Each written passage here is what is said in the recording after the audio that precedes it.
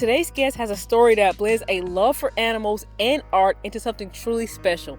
They started their creative journey with acrylic painting back in 2016 and transitioned to digital art in 2019. That same year, they launched Poofiart on Instagram, bravely sharing their art with the world for the first time. By 2023, Poofiart fully embraced their personal style of uneasy and intriguing dark surrealism, stepping into markets and galleries to showcase their vision. With a biology degree and a psychology minor, their art is a perfect mix of science, emotion, and imagination. Welcome to the Mad Canvas podcast, where creators share the behind-the-scenes process of visual art and storytelling. I'm your host, Imani, aka Mad Money Arts. Mad Canvas is proudly sponsored by Insomnia Gallery, Houston's home for underground art.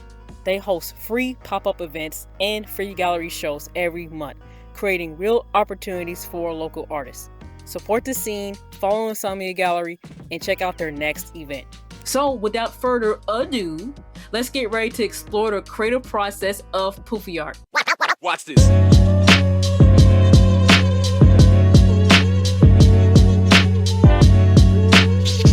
It's bad. Hi, Poofiart. How you doing? Hi, I'm good. How are you? I'm fine. So, we're going to start with your creative process. How did you develop your signature dark art style?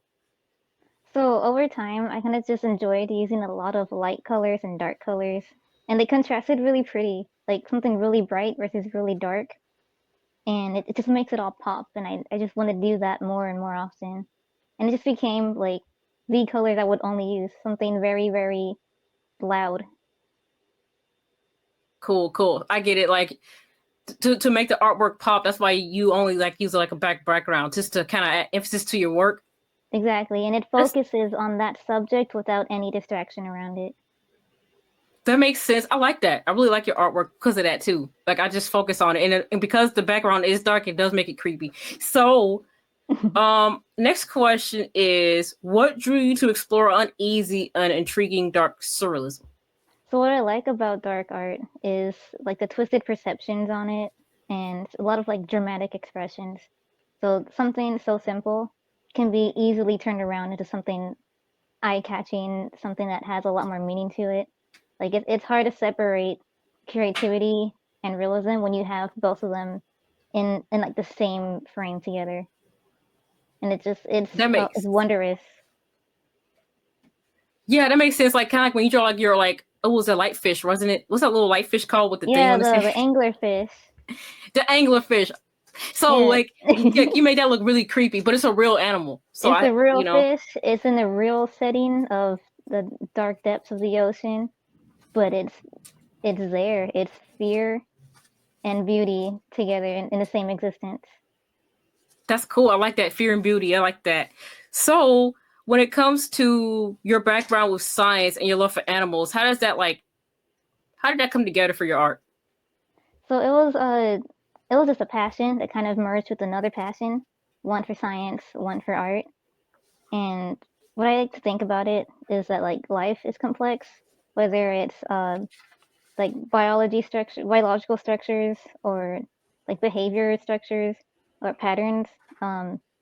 It feels necessary to like capture that complexity and kind of stir them up in some like physical, tangible manner, and it expands on the nature of it. So it's kind of weird to imagine, but it's like something grabbing out of the air some imitation and putting it into a visual form. That's nice. Okay, very cool. So when it comes to like inspiration, what are some artists or other creators that kind of give you inspiration? Like, who are your favorite artists and creators? So like a funny thing is that most of my favorite artwork are like they kind of branch off music albums, like the album covers. So like the biggest one is David Stupakis that designed the album art for one of the Korn like album covers. It's like that White Rabbit. Then like all the Muse album covers, I don't know who does them or how many artists have done it, but it's very vibrant and also like dark in the surrounding. And then there's that one artist Dolly. He has it's like melting surrealism clocks, uh, something memory, something melting watches. They're really pretty. It's very symbolic and still on the surrealism side, like in the 1950s. And then I think generally I'm really fond of Renaissance art, where it's like angels, mythology kind of representations. So like Da Vinci and Leonardo, the Ninja Turtles. But yeah, just a lot of like dark colors from that era stands out really. Faded now because they're aged. They're really aged, and it has a whole different meaning. That's cool. I didn't even know that was like your inspiration. But when it comes to like album covers, I'm going to research some of those. I do know Yeah, one of the corn covers because the guy actually, his name is Greg Capullo. I don't know if I'm saying his name right, but he actually did some Batman comic art. But he's one of my favorites. So that's cool. I forgot. Comic art is another inspiration of mine. Are there any specific experience or moments in your life that shaped your artistic voice? Yes, there's a I can recall the exact moment, both on my nature side and on my art side. So there's two of them. Uh, nature side. I was like between 4 and 5 years old. It's a little sad story, but it's a nice build up, I guess.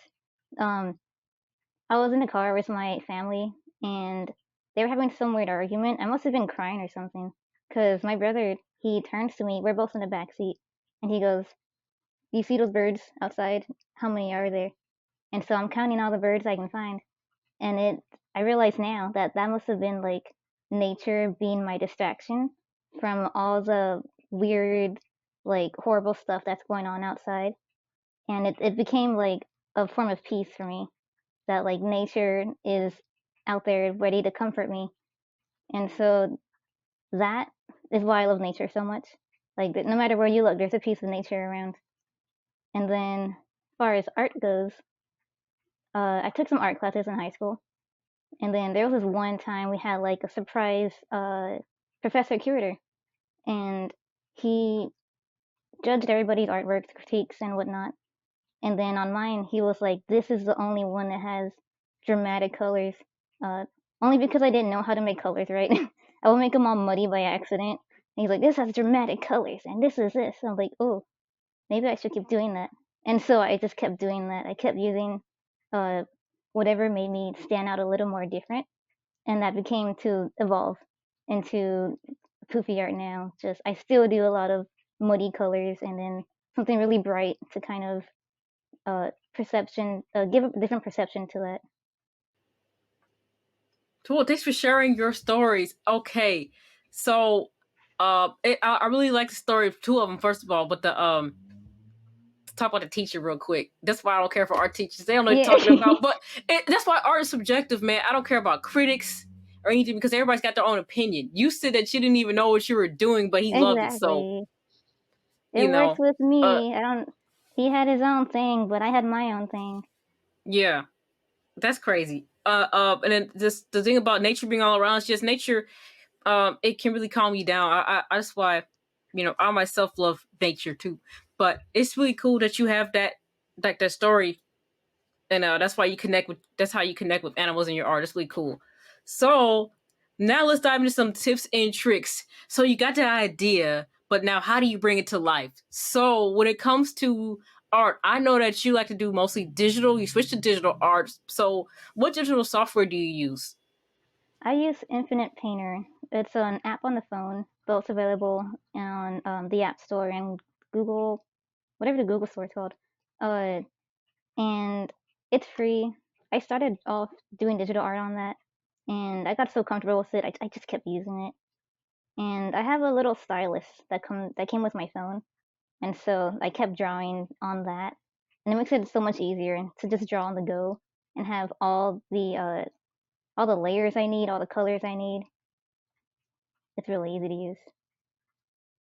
Whole time you be drawing on your phone? Yeah, I have an iPad that I also have the app on, but I never know what to do with that. There's too much Mm, screen, and I see too yeah. much at the same time, so I like to zoom in. Mm. Yeah, because you like really capture that detail. I used to draw on my Nintendo 3DS. Have you ever drawn your 3DS before? It has like that little colors app.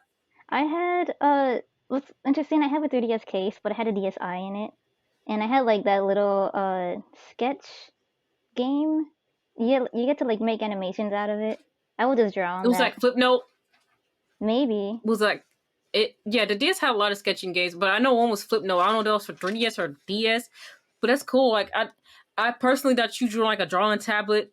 You know, because I know you do digital art. So, do you ever plan on getting like a drawing tablet, I've or are you fine with considered your it. phone? I'm fine with the phone, but I consider tablets in case I feel like if I get a new phone in the future and I don't have access to if I can't get that level of detail anymore, because my phone is old, it's outdating. So eventually I'm gonna have to upgrade, and I may potentially lose like all the little knickknacks that I have on it. So I may have to be forced to upgrade, but I'm not opposed to learning new technology. That's cool. So, what made you switch over to digital? I can't take a guess. It's because maybe you got busy, so like having your phone and just drawing was quicker. Yeah, that's literally Or because I started digital drawing digitally around college time, and so I had to be everywhere with a really weird schedule, and I couldn't just focus in a manner of hours consecutively. It had to be like 20 minutes random days of the week, and that was it. I didn't want to lose any of my progress, so I just slowly had it grow until it just became quicker. I became more familiar with like the different texture brushes that are within the drawing app, and I just kind of started to connect to uh, how I can express myself in a little tiny device. Well, I think you do an amazing job. That's why you're on the show. I have three of her pieces, and I was gonna get one more. I just had no more money. It was that amazing. It was Nintendo, the Piranha Plant one. I love that one. Oh yeah, that was actually a Christmas one. His little spikes are little Christmas Oh, lights. so I would say three more questions on the tips and tricks. What artistic techniques can you share with other digital artists? What will be like your little nugget that's like what you want to share? One of the biggest things that I really worry about, uh, and I really encourage other digital artists to do, is to think about like your lights and shadows, because there's been so many times I'll have an order of colors thinking, okay, I'll just go in a gradient from dark to light, but I end up putting like one of the highlights in the shadow area, so like that looks a little unnatural. And so I have to clearly separate what in what order are my darks going from, say, like a dark blue to a medium tone purple to like a bright green. Like you have to separate if you don't want to get mixed up and it all looks kind of flat toned and a little wonky. It's really important to know your colors and in what order to use them. And it takes practice to get used to brushes as well, because the brushes aren't the same as like a hand painting brush. You still have to do pressures, but knowing what kind of brush to use, because there's like 50 plus 100 plus options of different styled lines, different styled shadings. There's even digital airbrushes, and they all work differently, so you just got to feel what works for you. Yes, I used to do digital art. I stopped. It's overwhelming. It Those was brushes be a on my lot. nerves. There's that, I forgot what it's called, but there's that thing when you get too much freedom and you don't know what to do with it. It felt like that. Yes, it can be like that. So how do you stay motivated during long projects? The, I think the longest digital project I've had was maybe a month. So, and I always have a month separation between my artworks because I get burned out really fast. And I always try to plan out my overall image, and then I worry about the details later. Like I'll wing it. Um, if I really want a specific detail first, if I really want a specific detail there, I'll start on it first. And everything else, I'll leave it to the side if I don't want to bother with it right now, and I'll absolutely do what I know I want to do first.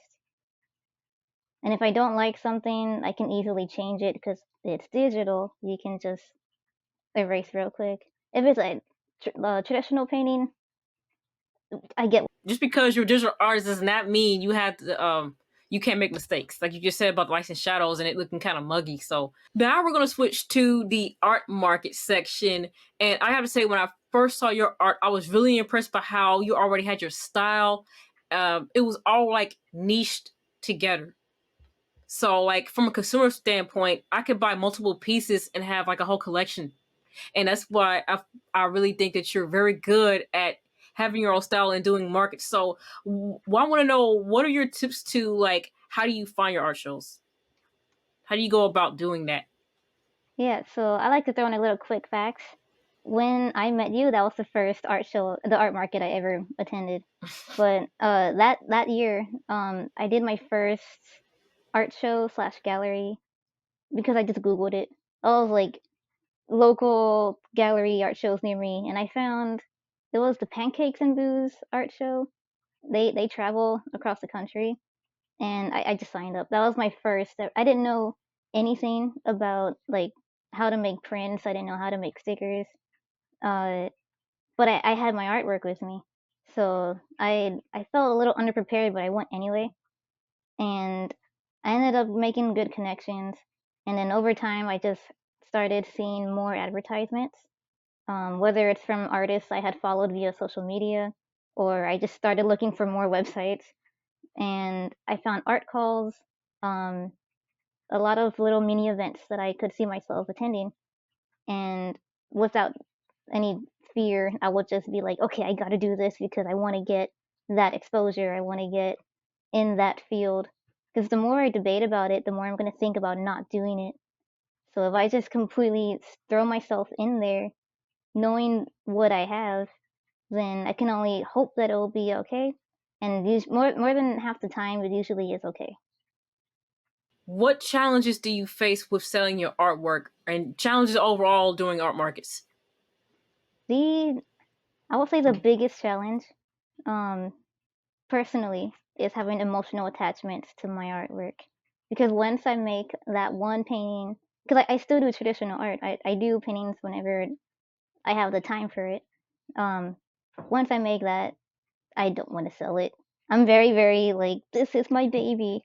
And so that's why like it's better to price your artwork higher to get the most out of it if you do decide to sell it. Um, but I struggle with that a lot. Uh, and finding the right audience is also a big struggle because especially with my kind of art, it's a little darker. I can't just go up to like pretty flower petal markets where they have pretty things and then I have like a skull there. So over time, I just ended up finding the right places. I started walking at events that I could see myself being in, asking other people uh, about the registration process and seeing that hopefully it'll work out. And sure enough, I found exactly the audience I wanted to have my work shown to. And even in places where I risk it a little bit, and I go into places where they wouldn't normally have my kind of theme, there's still that one or two people that may show up and be like, "Oh, this is pretty cool. I didn't think I'd see this here." And then it's a nice exposure. That's cool. To even show up in places that you feel like my artwork wouldn't really fit here is risky, but you know, like you said, somebody could walk up and say, "I would think I would see this here." You know, there might be a friend who might not even want to come, but they found that artwork that fits their vibe. So that's really cool. There's so many So moments I when it can comes think to of just, where that's happened. because sometimes when I see your shows, I know you like. I think you do like heavy metal markets or obscure markets. Like that makes sense for you. Um, when it comes to displaying your work, and if you've seen work from other artists, like you seen my table one time, it was just flat. But what would be your tips to like displaying your work? What would you want to share to somebody new who's just like you having their first show? What would be your tips to them to I would display their say artwork at booths? I would say to make it easy to look at, not to over clutter, not to shadow behind artworks, behind other artwork, because it's a little hard to see. Most people, unfortunately, just keep walking and only stop when they see something that catches their eye. So you can also have something out that's very loud, so it brings attention to it. My favorite tip is something that I learned just by trying out. I decided to go upwards on a table with little mini like cage walls, and then the like wider it looks, it's like a bird spreading its wings. The wider it looks, the more attention it's gonna get looked. It's gonna get. And so I remember when I first started markets, I just had everything in little paper trays, and not a lot of people would go through it. They'll just keep walking. But once I had it uh, posted on in a wall manner, to where it's like Tetris looking blocks, people were like, "Oh, look at that! Oh, look at that!" And then it started to compose itself really well. Right. That's cool. Okay. It's good tip. Not flat, stacked. Okay. So Exactly. what are your do's and don'ts for art markets? Yeah, so big do definitely talk with everybody around you, because it's always good to have connections. That's why we're talking, and a lot of opportunities can be there. So I know us as well. We've shared different art opportunities, whether it's been galleries, shows, and there's a lot of people that are also in your same boat. Where say you just started, maybe somebody else just started. Y'all can grow off each other as well. And even if you just started and somebody's been there for like 10 plus years, they have a lot of things that they can help you out with, because everybody understands how they are when they first started. So communication is really good, and just trying to have a positive experience. So if you think negatively, like, oh, I'm not gonna make anything today, you're already going in with a bad conscience.